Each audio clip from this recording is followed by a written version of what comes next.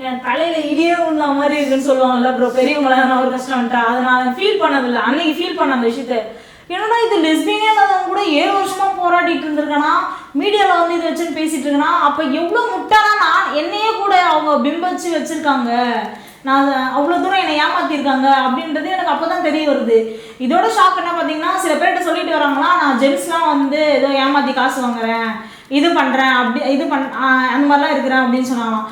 நான் ஏமாற்றி காசு வாங்கி அப்படி என்ன எனக்கு அவசியம் இருக்குது? நான் ஜொமேட்டோ ஓட்டுறேன், ரேப்பிடோ ஓட்டுறேன், எங்கள் அம்மா எனக்கு காசு போடுறாங்க செலவுக்கு, எல்லாமே பண்ணுறாங்க. உன்ன மாதிரி நான் வீட்டில் உட்காந்து தின்னுட்டு எனக்கு ஜூடியோவில் தான் போய் ட்ரெஸ் எடுக்கணும், எனக்கு காஸ்டியூம்ஸ்லாம் வந்து காஸ்மெட்டிக்ஸ்லாம் வந்து எனக்கு ப்ராடக்ட்டில் தான் இருக்கணும்னு கேட்டு வாங்கிட்டு நான் உட்காந்துட்டு இல்லை. ஒரு ஃபவுண்டேஷனே 2000 3000 கொடுத்து வாங்கிட்டு இருக்கிறாங்க. அவளை பார்த்து அதுதான் ப்ரோ, எனக்கு தேவையில்லனாலும் பரவாயில்ல, அவங்க நல்லா இருக்கணும்னு நினச்சி நான் சில விஷயம் போய் யாரு ப்ரோ ஜொமேட்டோ ஓட்டுறதுலாம் எவ்வளோ கஷ்டம் தெரியுமா ப்ரோ? வண்டி ஒரு 10 கிலோமீட்டர் ஓட்டினாலே எவ்வளோ டயர்டாக வரும். வெயிலில் மழையிலலாம் நான் போயிட்டு ஓட்டிகிட்டு வருவேன் ப்ரோ. இன்ஸ்டாமார்ட்லாம் ஓட்டுவேன், எல்லாமே ஓட்டுவேன். எல்லாருமே தெரியும் என்னை சார்ந்தவங்களுக்கு. ஆல்ரெடி மீடியாவே அவ்வளோவே சொல்லியிருக்கா, நான் வீட்டில் தான் இருப்பேன், அவங்க தான் வேலைக்கு போகணும். ப்ளஸ் நான் சமைச்சு போட்டுட்டு உனக்கு சமைச்சு போட்டுட்டு இங்கே சமைச்சு வச்சா அவங்க வீட்டுக்கு எடுத்துகிட்டு போய் கொடுத்துட்ருப்பா. நான் எல்லாரையும் பார்த்துக்கிறதுக்கு நான் என்ன ப்ரோ அவ்வளோ பெரிய என்னால் எவ்வளோ தான் உழைக்க முடியும் நம்மளால்? அதுவே எனக்கு பாதி டயர்டாகிட்டேன். இதெல்லாம் கேட்க போனால் என்கிட்டயே சண்டைக்கு வேறு வராங்க.